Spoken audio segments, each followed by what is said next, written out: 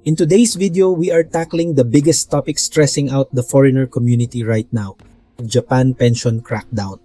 We're talking new immigration rules, stricter enforcement, and exactly how to protect your visa. Stick around because this info is crucial for your future here. Hello guys, this is Alan and welcome back to Gaijin World. I know many of you are worried. I've seen the comments. Kuya, why do I have to pay? What if I can't afford it? Will they actually revoke my visa? Don't panic. Today, I'm going to answer all those questions and give you a clear step-by-step survival guide so you can sleep easy tonight. First, let's get back to basics. The Kokumin Nenkin or national pension is mandatory for everyone in Japan aged 20 to 59. Yes, that includes us foreigners. It doesn't matter if you're a student, self-employed, or seeking work. If you have a residence card, enrollment is a legal obligation, not a choice. So how much are we talking? For the fiscal year 2025, the monthly premium is roughly 17,510 yen. You can pay this at any conveni or set up a bank transfer. I know it feels like a lot, but remember, this isn't just a fee. It's an investment that covers you for disability and gives you survivor protection right now. But why is the government suddenly getting so strict? Look at this gap. Japanese nationals have a 93% payment compliance rate. Foreign residents, we're sitting at just under 50%. That massive gap is putting a huge strain on the system, and frankly, the government is moving to close it fast. From the government's perspective, this is a fairness issue. Japanese citizens feel it's unfair when foreign residents ignore public obligations while enjoying the benefits of living here. The political pressure is on, and the message is clear. If you want to live in Japan long term, you have to contribute like everyone else. Now for the scary stuff, the new rules. Rule number 1 affects permanent residency. The screening process has gotten incredibly strict. Immigration is now checking your detailed payment history for tax, pension, and health insurance. Having a record of unpaid months is now a major negative factor for approval. Rule number 2 is even more intense. Japan has amended the Immigration Control Act to allow the revocation of existing permanent residency status.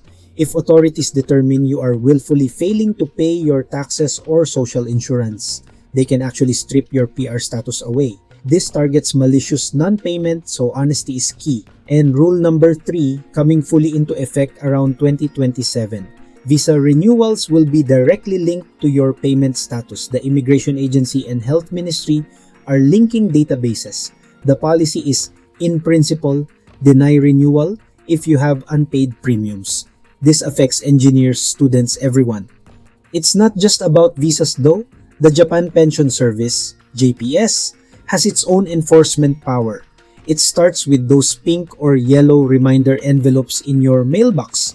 Then comes the final warning letter. If you keep ignoring those, you get the tokusokujo, the official demand letter. If you ignore the demand letter, JPS can legally move to step 4, asset seizure. Yes, they can freeze your bank account and take the money you owe directly or even garnish your salary. In 2023 alone, there were over 30,000 cases of asset seizures. They are not bluffing. Okay, take a deep breath. I know that sounds terrifying, but don't panic. The goal of this video isn't to scare you, it's to empower you. Japan's system actually has built-in safety nets for people who are struggling financially. You have options other than just pay or get kicked out. Here is the golden rule you must memorize. There is a massive difference between exempted and unpaid. Getting an official exemption is legal compliance. Simply ignoring the bill is a violation. Immigration is fine with exemptions. They hate violations. You just need to apply. Let's talk about the NINJAWIFI or exemption system. If your income was low last year, you can apply to be fully or partially exempted from paying. Depending on your salary, you might qualify to pay absolutely 0 yen per month or maybe just half the premium. For a single person, if you earned roughly under 670,000 yen last year, you qualify for a full exemption. That means your required payment is 0. If you earned under 1.28 million yen, you might get a half exemption. The limits are higher if you have dependents, so always check with your city hall. Here's the best part. Approved exemption months still count.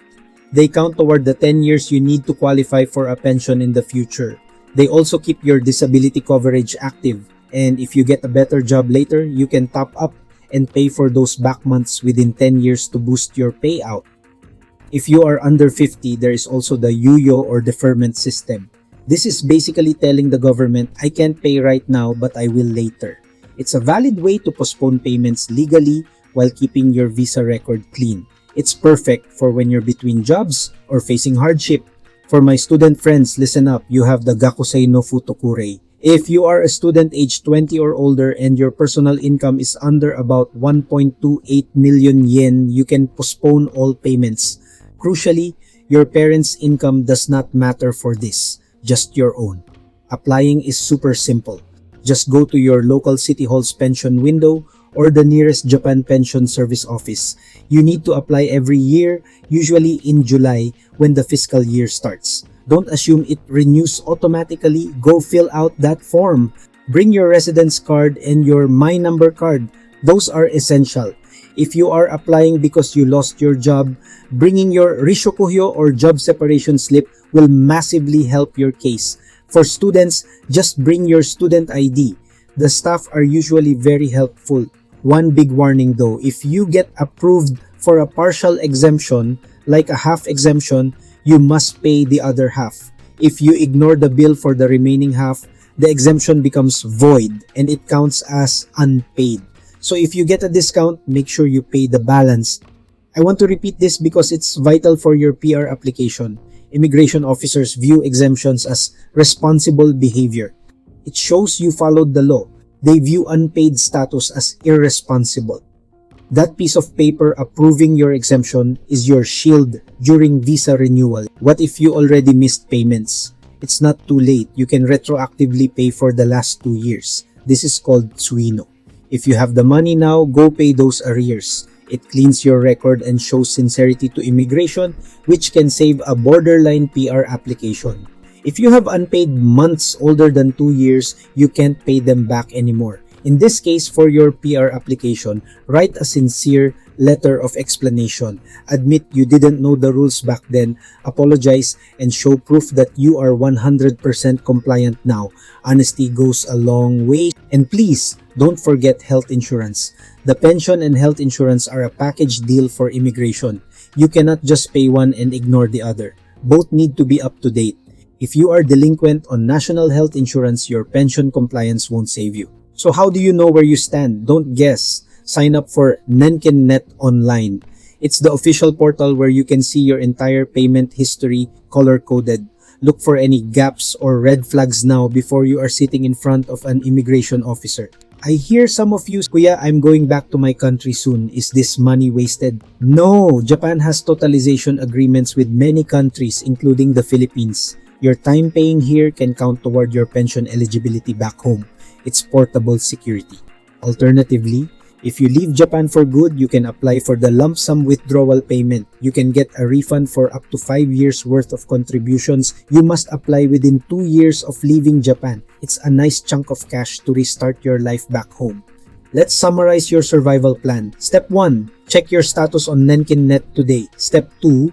Act immediately. If you have money, pay the arrears. If you don't, go to City Hall tomorrow and apply for an exemption. Do not wait for the warning letter. Step 3. Save everything. Keep every receipt, every green envelope, and every approval letter in a safe folder. These are your evidence. And step 4. If you are confused, ask. The pension office staff are there to help you get compliant, not to arrest you.